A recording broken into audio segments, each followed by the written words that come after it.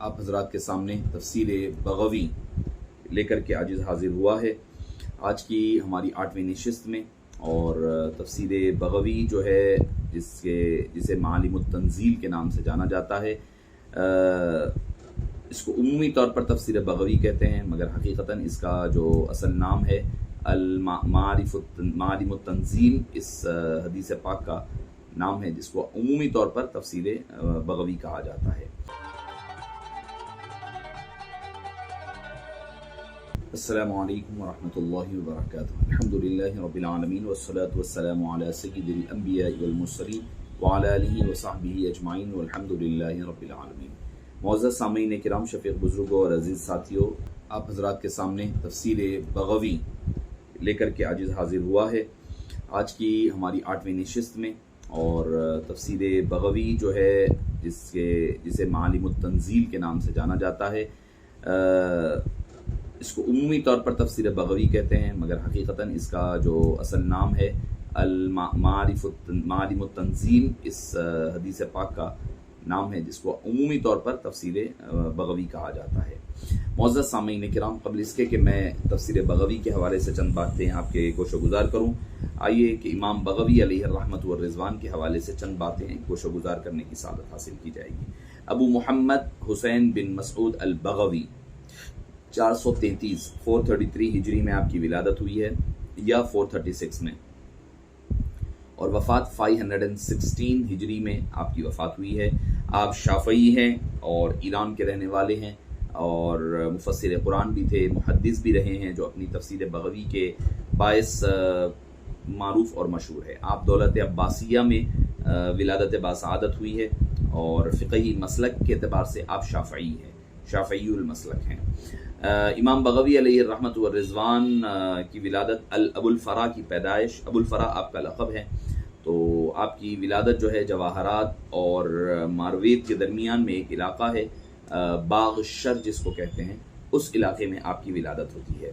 آپ کے لقب کی وجہ تسمیہ، امام بغوی کا لقب الفارا ان کی کھالوں کی تجارت کی وجہ سے مشہور ہے، جبکہ آپ کی جائے پیدائش بغوی کی ہے، اس وجہ سے بغوی کے نام سے مشہور ہے، چونکہ آپ کو ابو الفرا فارا کہا جاتا، فارا کہتے ہیں کھال کو۔ تو معزز سامعین کرام، علمی شہرت کا عالم یہ ہے کہ آپ حدیث کے شعبے میں اپنی تصانیف خاص طور پر شرح السنہ اور مصابیح السنہ کے باعث مشہور ہوئے۔ اسی بنیاد پر مشکات المصابیح لکھی گئی۔ مصابیح السنہ اور شرح السنہ، یہ حدیث پر جو ہم مشکات عموماً پڑھتے ہیں، مشکات یا زجاجہ، اس نہج کی معروف ترین کتاب ہے۔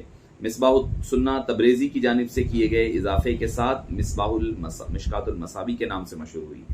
دراصل مصابیح السنہ یہ ہے لکھی ہوئی امام بغوی کی۔ امام بغوی نے سب سے پہلے اس کو لکھا، اس میں کچھ تبدیلیاں اور اضافے کرتے ہوئے امام تبریزی علیہ الرحمٰن نے، شمس الدین تبریزی علیہ الرحمٰن نے اس میں اضافے کیے اور اس کو مشکات المصابیح کا نام دیا۔ آپ علوم کے سمندر تھے۔ آپ نے قاضی حسین بن محمد ماروردی سے فقہ سیکھی اور علم الہی تفسیر کی، اور آپ صلی اللہ علیہ وسلم کے اقوال کی مشکلات کو واضح کیا، اور حدیث کو روایات کیا اور پڑھایا بھی، اور بہت سارے آپ کے تلامذہ ہیں جنہیں آپ نے دنیا بھر میں آپ کے تلامذہ اور علمی فیض جاری رہا، اور آپ کے جو علمی ذخیرہ، علمی تصانیف جو آپ نے اپنے بعد والوں کے لیے چھوڑا، معالم التنزیل ہے سب سے پہلے ہم جس پر تبصرہ کریں گے۔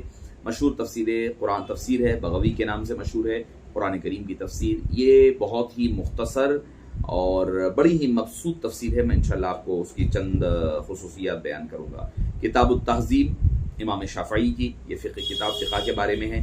شرح السنہ جیسے میں نے ذکر کیا، یہ حدیث کی کتاب۔ کتاب المصابیح جو مصابیح السنہ کے نام سے مشہور ہے۔ الانوار فی شمائل النبی المختار، یہ آپ صلی اللہ علیہ وسلم کے شمائل مبارکہ پر یہ تفصیل سے کتاب لکھی گئی ہے۔ جمع بین الصحیحین اور 40 حدیث، مجموعہ من فتاوی۔ آپ شوال المکرم 510 یا مختلف ہجری میں آپ کی وفات ہوئی، اور اپنے شیخ قاضی حسین کے پاس طالقانی کے قبرستان میں تدفین ہوئی۔ آپ کی قبر وہاں مشہور ہے۔ ایک روایت میں آپ کی وفات 516 ہجری بھی بتائی گئی ہے۔ یہ تھے مختصر سے احالات اور احوال امام بغوی شافعی علیہ الرحمۃ والرضوان کے، جو آپ کے سامنے میں پیش کرنے کی سعادت حاصل کر رہا تھا۔ آپ نے جو اپنی تفسیر میں عہد رسالت سے لے کر 5ویں صدی تک کے اکابر امت کے ارشادات سے استفادہ کیا، یعنی 500 سال کا اگر آپ کو نچوڑ دیکھنا ہے تفاسیر کا، یعنی اکابر امت کے ارشادات کا، تفاسیری اقوال کا، تو آپ کو اس میں مل جائے گا۔ تفسیر بغوی میں تفسیر الثعلبی کا اختصار ہے۔ تفسیر ثعلبی ایک مشہور تفسیر ہے، وہ بڑی طویل ہے، اس کو امام بغوی نے مختصر فرمایا ہے۔ احادیث سے شریفہ، آثار صحابہ و تابعین سے یہ تفسیر بھری پڑی ہوئی ہے۔ شان نزول بھی روایات کے حوالوں سے بیان فرماتے ہیں۔ اس تفسیر میں تفسیر خازن اور تفسیر ابن کثیر کے حوالے بھی بہت کثرت سے آپ کو مل جایا کریں گے۔ البتہ روایات کے ضمن میں اسرائیلیات بھی آپ نے لایا ہے اور اس کا ذکر بھی کیا ہے۔ امام بغوی تحقیق لغات میں اپنا ایک مقام رکھتے ہیں۔ یہ اہل لغات یعنی الفاظ لغات کو آپ بڑی اہتمام کے ساتھ آپ ذکر فرمایا کرتے ہیں۔ لغت کا یعنی لنگوسٹک جو ایشوز ہوتے ہیں، لنگوسٹک جو باتیں ہوتی ہیں، اس کو آپ تفصیل سے ذکر کرتے ہیں۔ آپ کی تفسیر میں آپ مختلف مقامات پر اس کو دیکھ سکتے ہیں، فقہی مسالک اور ان کو بیان بھی کرتے ہیں۔ چونکہ قرآن کریم مختلف قرأتوں کی وجہ سے تفسیر کے معنی اور مفاہیم بھی بدلتے ہیں، تبدیل ہوتے ہیں، تو آپ نے قرأت کے جو مختلف الفاظ ہوتے ہیں، روایتیں ہیں، اس کو ذکر کرتے ہیں، ذکر کر کر کے اس کے معنی جو بدلے ہیں اس کی بھی تفصیل آپ کو تفسیر بغوی میں جا بجا ملا کرتی ہے۔ معزز سامعین کرام، شفیق بزرگوں اور عزیز ساتھیوں، تفسیر بغوی کے بارے میں یہ مشہور ہے کہ علماء کرام فرماتے ہیں اس تفسیر کو موضوعی احادیث اور بدعتی آراء سے آپ نے بالکل ہی مبرہ رکھا۔ آپ نے اپنی تفسیر کی شروع میں ماخذ و مراجع کا ذکر کیا ہے، اس کے بعد ایک فصل فضائل قرآن کریم پر تفصیل کے ساتھ قرآن کریم کے فضائل کیا ہے اور اس کے مناقب وغیرہ کا آپ نے تذکرہ فرمایا ہے، اور تفسیر بالرائے کو بیان کرنے والوں کی بیان فرمائی ہے، اور آپ کی تفسیر میں قرآن، حدیث وغیرہ تفصیل کے ساتھ ملیں گے۔ اگر آپ کہیں کہ خلاصہ کلام کے طور پر تفسیر کیا ہے، یہ مختصر طور پر یہ تفسیر کتب تفسیر بالماثور میں، یعنی جو قرآن، سنت، صحابہ، آثار صحابہ اور اقوال تابعین وغیرہ، آراء تابعین وغیرہ ہے، اس پر آپ کو مختصر انداز میں سارا کا سارا مجموعہ ایک جگہ اگر آپ کو دیکھنا ہے تو آپ تفسیر معالم التنزیل یا پھر امام بغوی کی تفسیر کا آپ مشاہدہ اور مطالعہ کر سکتے ہیں۔ اور جہاں کہیں ضرورت پڑتی ہے تو اختصار تو ہے، مگر جہاں کہیں ضرورت پڑتی ہے تو تھوڑا تفصیل کا بھی تذکرہ آپ فرماتے ہیں۔ جیسے مثال کے طور پر ان الذین کفروا سواء علیہم انذرتہم، جو ابتدائی آیت ہے، آپ فرماتے ہیں اس سے مراد مشرکین عرب ہیں۔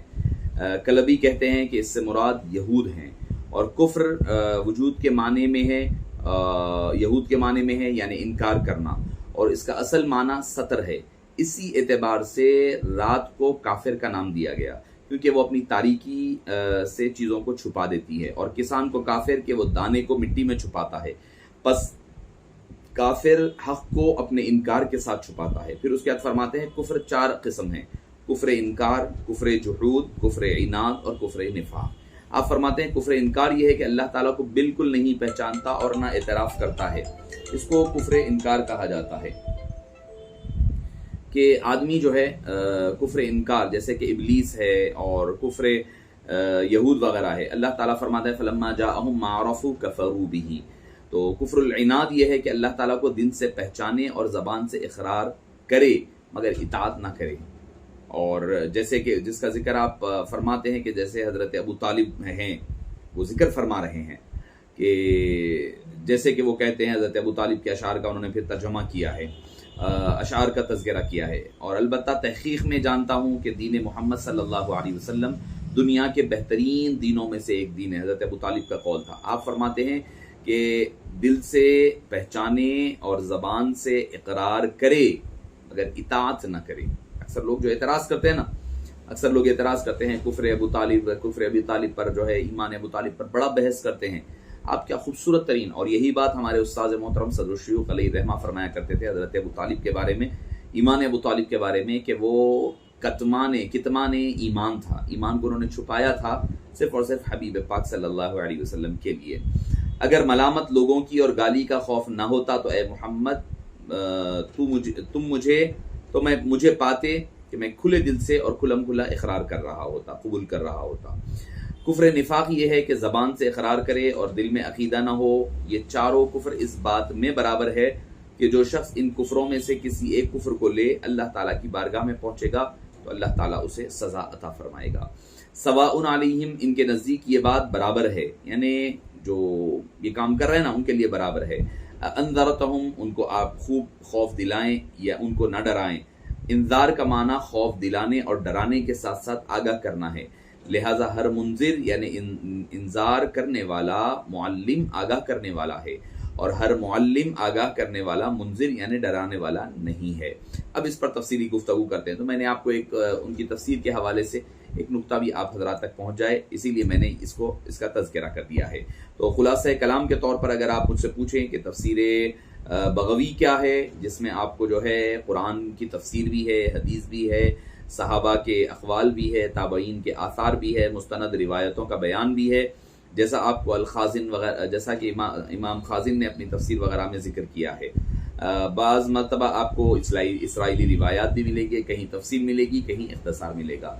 تو بہرحال یہ تھی تفسیر بغوی جو ہم آپ کے سامنے تذکرہ کر رہے تھے، جسے حسین بن مسعود بن محمد الضراء ابو محمد البغوی علیہ رحمت والرضوان نے اس کو لکھا ہے اور اس کی تفسیر فرمائی ہے۔ انشاءاللہ العزیز ایک اور تفسیر کے ساتھ آپ حضرات کے ساتھ پھر دوبارہ ملاقات ہوتی ہے۔ آج اس کو اجازت دیجیے۔ وصلی اللہ تعالی وسلم علی سیدنا محمد وعلی آلہ وصحبہ اجمعین والحمد للہ رب العالمین۔